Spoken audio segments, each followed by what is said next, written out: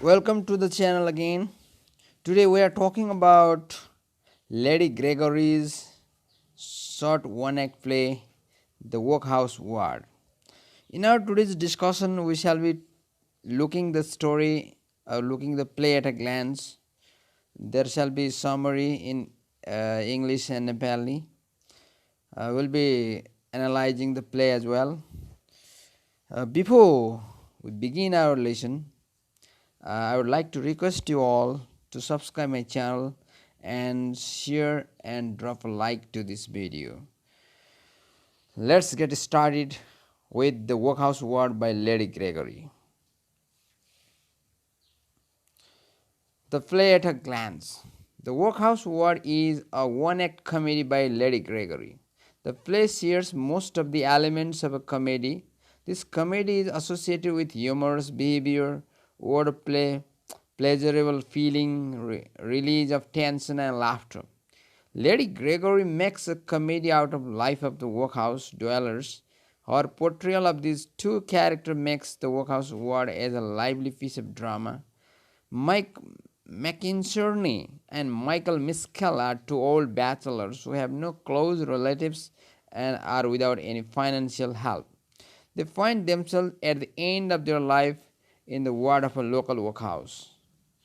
From this play, we get a picture of the life of a workhouse. Moreover, the play discusses the relationship between two old men. The main characters of the play are two old men, Mike McInerney and Michael Miskell. These two old men have been neighbors since youth. They incessantly quarrel with each other. Now they live in a pauper's infirmary or workhouse, but still they keep up their old habit of quarreling.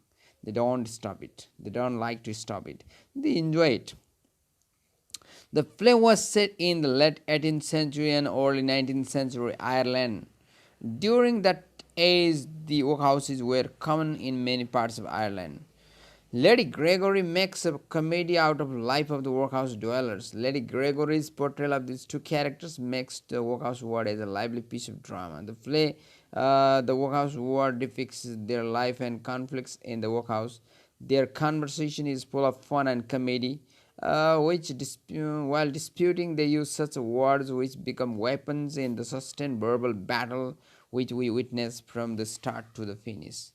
Each time the characters exchange their offensive word or arguments, the audience is delighted. But apart from the apparent delight and fun, there is also a serious study of human relation in the depiction of the life of these two characters. It is true that Mike McInerney and Michael Miskell quarrel with each other. They fight like two young wolves.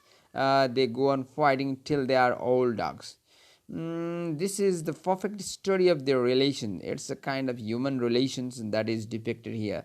These two homeless people are most lonely, so they spend their time bouncing off each other, disputing each other. But there grows a bondage between them. They keep liking each other in their dislikes. Okay, here is summary. Let's get going with the summary of the play. This play is a comic masterpiece of Isabella Augusta Gregory, who is an Irish playwright and promoter of Irish drama. This play is a profound comedy which is made out of some highly unlikely material like farce. It shows the skill of two comedians who declaims, shake their fists, do so burns and hold up their hands towards heaven.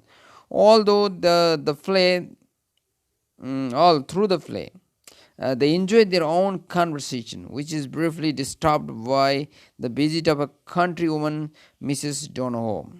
The main two characters in the play are Mike McInerney and Michael Miskell, who are two paupers who live in a ward in Clone Workhouse. The third character is Mrs. Donohoe, a countrywoman. The scene is begun with the two old men in their beds. Michael begins the conversation by saying it was a pity that they had to be in bed while the others were attending on the mass, as it was a feast day of St. Coleman. Mike has pains within his inside which he can feel but others cannot see, and Michael has all the body swelled up with rheumatism, which everyone can see. Michael calls Mike a cheat and a schemer who grabs everything for his own profit.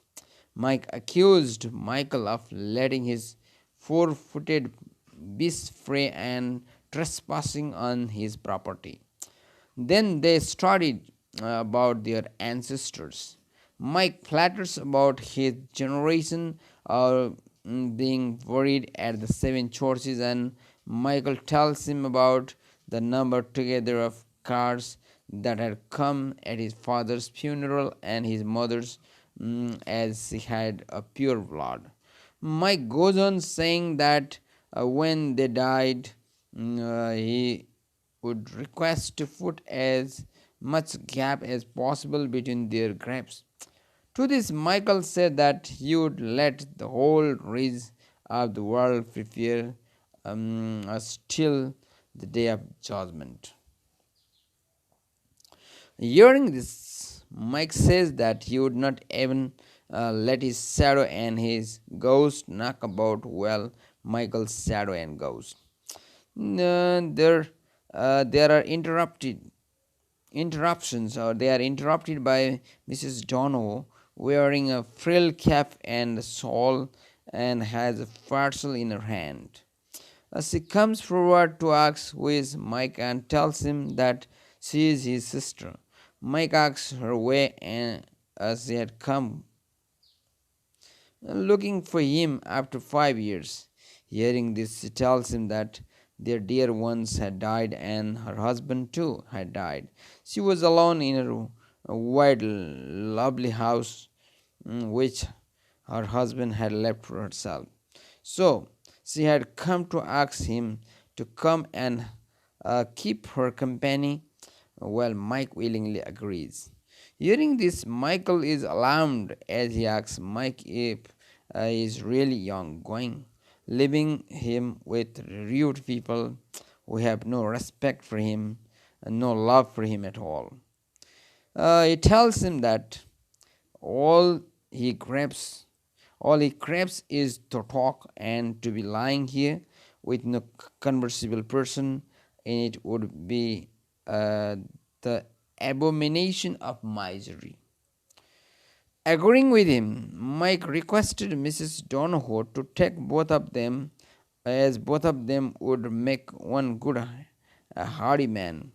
He again tells her to either take both of them or would not stir out of there. Hearing this, Mrs. Donahoe asks him to give back her fine suit and walks out of there. They both lie down and become silent for a moment. They again start their conversation, which ends in a quarrel, and they begin throwing everything at one another. It is as if it was better to be quarreling than to be lonesome. Okay, this is all with the summary of this story in English. Now let's discuss the summary in Nepali. यो नाटक lady ग्रेगरीले अनौठो कथावस्तु राखेर एउटा सुखान्त एकाङ्कीको रूपमा सिर्जना गरेकी हुन्। Yes एकाङ्कीमा तीनजना पात्र छन्। त्यहाँ माइक म्याक्लर्नी, माइकल मिस्केल, जो झन्डै 70 वर्ष पुगेका छन्, उनीहरूलाई अनाथालय जस्तो ठाउँमा राखिएको हुन्छ। अर्को पात्र छ श्रीमती डोनो, एउटा ग्रामीण महिला पनि छन्। दुई बुढाहरू ती जुन एउटा अनाथालयमा बस्ने ती बुढाहरू ओछ्यानमा सुतिरहेका हुन्छन्। बेला बेलामा झगडा गरिरहन्छन्। उनीहरू झगडा गर्दैमै उनीहरूले आनन्द लिइरहेका हुन्छन्। झगडा नगरिकन उनीहरू बस्नै सक्दैनन्। एकअर्कामा रिसाउँछन्, एकअर्काप्रति चाहिँ एउटा आक्रोश व्यक्त गर्छन्, अनि हुँदा नहुँदा गफ गर्छन्, पुराना कुराहरू खोतल्छन्, होइन, मुड्की उचाल्छन्, अनि भगवान्प्रति भरोसा पनि गर्छन् फेरि। अनि अब त्यस दिन सन्त कोलम्यानको धार्मिक उत्सवको दिन परेकाले सबैजना बाहिर गएका हुन्छन्, तर यिनीहरू भने जान सक्दैनन्। माइकललाई शरीरभित्र एकदम आन्तरिक दुःख पीडा हुन्छ भने अनि अर्कोलाई चाहिँ घुँडा सुनिने जोर्नी मांसपेशीको रोगले आक्रान्त पारेछ। माइकलले माइकलाई के भनेको छ, ठग, जाली, अर्काको सम्पत्ति हडप गर्ने भनेर दोष लाउँछ। फेरि माइकलले माइकललाई आफ्ना गाईबस्तु छडी बाली विनाश गराउने भनेर आरोप लाउँछ। यो जुन कथाको जुन प्रसङ्ग छ, यो लेडी ग्रेगरीको नाटकको प्रसङ्ग, यो एन्टोन चेखभको म्यारेज प्रपोजल, बिहेको प्रस्तावमा पनि एउटा लगभग मिल्छ।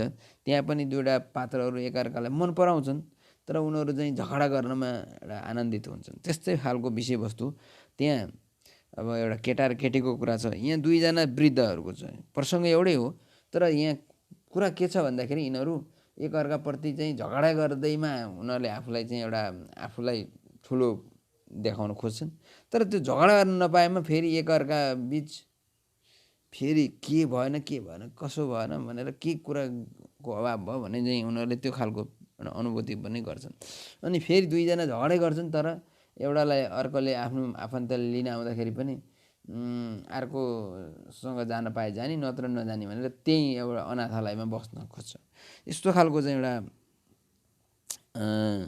अब नकारात्मकतामा सकारात्मकता चाहिँ देखिएको एउटा नाटकको विषयवस्तु यो लेडी ग्रेगरीको यो द वर्कहाउस वार्ड हो। अनि त्यसै बेलामा यहाँ चाहिँ अब यिनीहरू दुईजना झगडा गरिरहेका हुन्छन्, भूतको आकृतिमा पनि एकअर्काका साथ चाहिँ नबस्ने विचार गरेका हुन्छन्, चोरीको अभियोग लाउँछन्, वंश परम्पराको हुर्मत खोतल्छन्, एकअर्काको आरोप हुँदा नहुँदा लाउँछन्, तर त्यतिमा उनीहरूलाई आनन्द पनि हुन्छ। उनीहरू एकअर्का नभई पनि बाँच्न सक्दैनन्। त्यसै बेलामा डोनो नामकी एउटी ग्रामीण महिला आउँछिन् र दाजु भन्दै माइकसँग कुरा गर्छिन्। 5 वर्षभन्दा यता उनको चाहिँ आफ्नो दाजुसँग भेट पनि भएको छैन।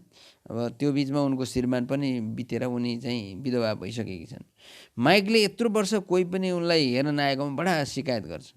श्रीमती डोनोले पनि आफ्नो पति स्वर्गवास भएको, धेरै जग्गा जमिन पनि भएको, अब हेर्ने कोही मानिस नभएको भनेर दाजुलाई आफ्नै घरमा जानको लागि प्रस्ताव गर्छ।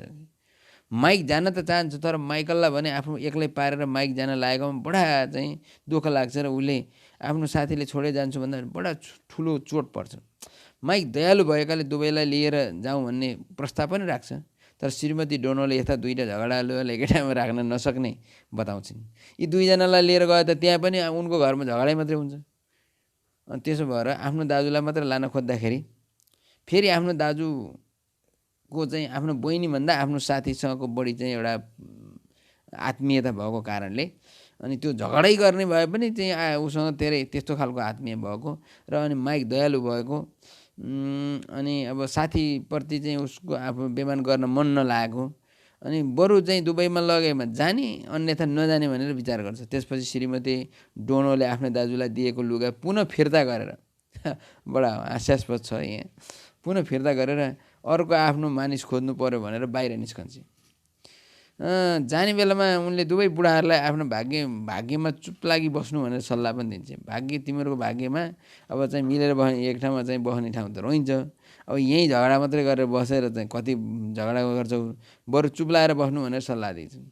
तर ती बुढाहरू फेरि ऊ जाने बित्तिकै विवाद झिक्न थाल्छन् र एकअर्कालाई हिर्काउन तत्पर हुन्छन्। बुढेसकालमा अब कसले कसलाई आक्रमण गर्ने। अब यसरी नाटकमा एउटा अनाथालयमा राखिएका बिरामी जस्ता दुईटा बुढाहरूको अनावश्यक विवाद हानाहानको स्थिति भए पनि उनीहरू सँगै बस्ने चाहना र अन्य व्यक्तिहरूको लागि यिनीहरू असह्य अथवा अग्राह्य हुने अवस्थालाई बडा हास्यास्पद तरिकाले, हाँसो उठ्दो पाराले प्रस्तुत गरिएको छ। अब यो एउटा मानवीय सम्बन्ध हैन, मानवीय प्रवृत्ति र अनि मित्रतामा चाहिँ कसरी अब नाटककारले यसलाई चाहिँ कसरी प्रस्तुत गर्न खोजेको, यस्ता विषयवस्तुमा पनि नाटक बन्न सक्छ। अब यो आयरल्यान्डको जुन कथा नाटकको मैले यहाँ प्रसङ्ग लिएँ, उता मैले चाहिँ एन्टोन चेखभको रुसको नाटकको पनि प्रसङ्ग लिएँ। लगभग यिनीहरूको विषयवस्तुको जुन एउटा जुन छ अति रोमाञ्चित अथवा त्यस्तो हँसाउने पाराको चाहिँ नाटकको रूपमा चाहिँ यसलाई चाहिँ उनले नाटकीय विधान साथ चाहिँ यसलाई चाहिँ एउटा उत्कृष्ट नाटकको रूपमा चाहिँ एकाङ्की नाटकको रूपमा उनले यसलाई बनाएकी छन् र यो बडा हास्यास्पद र बडा रमाइलो र प्रत्येक यहाँ ती पात्रहरूको बोली, तिनीहरूको लवज, तिनीहरूको हावभाव, तिनीहरूका गतिविधि सबै चाहिँ एउटा दर्शनीय छन्। अनि तिनीहरू पढ्दा प्रत्येक चाहिँ यिनीहरूका प्रत्येक शब्दहरू यिनीहरूले बोलेका चाहिँ एउटा झगडा गर्दाखेरिका कुराहरू सुन्दाखेरि पाठकलाई अति आनन्द पनि आउँछ। कथा यही नै हो। Okay, let's get going with the analysis. In the Workhouse Ward, Mike McInerney and Michael Miskell, former neighbors, are confined to neighboring beds in an Irish poorhouse. The old men are alone. As the play opens, they trade extravagant physical complaints in all the quarrels they have had with each other during nearby 70 years of living side by side. Each blames the other for his present poverty, living spent his money building barriers and protecting his property to no avail. They reveal a history of lawsuits and petty grievances. They bemoan the fact that they are doomed to spend the rest of their lives chained together in this place, and they wish each other dead. At this point, a country woman enters and discloses herself as Honor Dono. She is the recently widowed sister of Mike McInerney. She brings an invitation to Mike to come and share her wide, lovely house and a few acres of grassland. Mike eagerly agrees to join her in what has become, in his vivid imagination, the promised land. Michael Miskell, however, is distressed at the threat of desertion by his ancient antagonist. Mike McInerney he flirts with his sister to take both of them, but she indignantly rejects the suggestion. Mike refuses to stir without Michael, and Mrs. Donohoe leaves angrily. As the play closes, the two men return to their mutual invective, hurling pillows, mugs, and prayer books at each other. The Workhouse Ward is a play in one act. It's written with economic dramatic language. There are three characters. A dramatic question essentially generates suspense among the audience by raising a very specific question regarding the content of the play, which engages the audience in pondering the question and sticking around long enough to figure out the theme. The theme of the play lies in its rich and complex vision of the Irish people. Such a vision was part of the author's purpose. The Workhouse Ward, though brief, fulfills this purpose admirably, and it does so primarily through the reverberation of that language. Okay, with this, I've come to the end of my discussion here, and before I conclude, I would like to tell you the point I think in the play is that two old men left in the war for quarrel and abuse each other. They do not like to separate. They are also not acceptable to anyone because of their quarrelsome nature. That's these two characters special characteristics. And with this, I would like to conclude my today's discussion on the Workhouse Ward by Lady Gregory. I'm sure you got the points. If you have any queries, please put your ideas in my comment box. I shall be back with another important academic video. Till then, have a nice day.